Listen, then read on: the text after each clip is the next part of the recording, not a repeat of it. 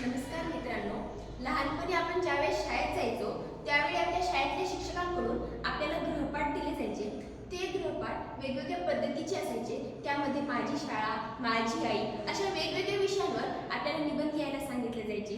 मग आपण घरी यायचो आणि आपल्या सृजनशीलतेतून आणि कृतिशीलतेतून ते निबंध लिहायचो आणि दुसऱ्या दिवशी शाळेत जमा करायचो. अर्थात त्या काळच्या विद्यार्थ्यांचा बौद्धिक विकास झालेला आपल्याला पाहायला मिळाला. मात्र अलीकडच्या काळातही विद्यार्थ्यांना त्यांच्या शाळेतील शिक्षकांकडून गृहपाठ दिले जातात. मग ते घरी येतात, स्वतःची सृजनशीलता आणि कृतिशीलता न वापरता ChatGPT किंवा गुगलवरती जातात, हवा तो निबंध सर्च करतात, आहे तसं वहीत उतरवतात आणि दुसऱ्या दिवशी पुन्हा शाळेत जमा करतात.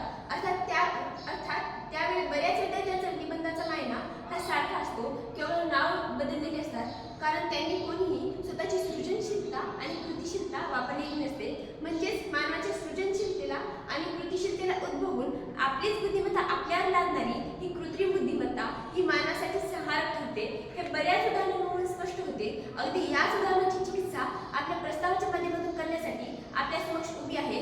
नमस्कार, मी गायत्री श्रावण जहांगीर, तेरणा महाविद्यालय धाराशिव.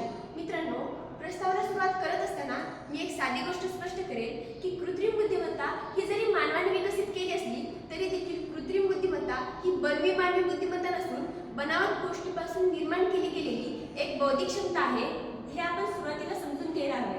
म्हणजे मानवाच्या उत्क्रांतीच्या सिद्धांतापासून ते यांत्रिकीकरणाच्या आविष्कारापर्यंत जे बदल झाले ते इतिहास स्वीकारून कृत्रिम बुद्धिमत्तेच्या क्रांतीपर्यंतचा विकास घ्या. मग ह्याच कृत्रिम बुद्धिमत्तेच्या सहाय्याने आपण आपल्या चंद्राच्या दक्षिण ध्रुवावरती पोहोचवलेले आहे. नैराश्यग्रस्त असलेल्या लोकांनी AI प्लॅटफॉर्म सोबत संवाद साधून आपल्या नैराश्य बाजूला सारवलेला आहे. मग कृषी प्रधान असलेला आपला भारत देश हा आज AI हरित क्रांतीकडे वाटचाल करतोय आणि कित्येक विश्वचक्रज्ञ सुद्धा आज या AIच्या सहाय्याने निरस होत आहेत. मग विकासाची एवढी मोठी क्षितिजे दाखवणारी ही कृत्रिम बुद्धिमत्ता हाताळणे हे सुद्धा आमच्यासाठी एक सहारक बाब ठरते. म्हणजेच ही कृत्रिम बुद्धिमत्ता हाताळत असताना आपली नैतिकता आणि नैतिक मूल्ये जर ढासळत असतील आणि त्यातून जर वर्चस्वादाची भूमिका जन्म घेत असेल तर लक्षात घ्या, माणसाची माणुसकी कुठे नष्ट होते का याचा विचार करणे हे देखील गरजेचे आहे.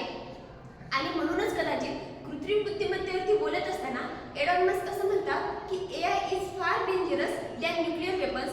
अर्थात कृत्रिम बुद्धिमत्ता ही अण्वस्त्रांपेक्षाही जास्त धोकादायक आहे, कारण येणाऱ्या काळात हीच कृत्रिम बुद्धिमत्ता मानवापेक्षा अधिक विकसित असणार आहे.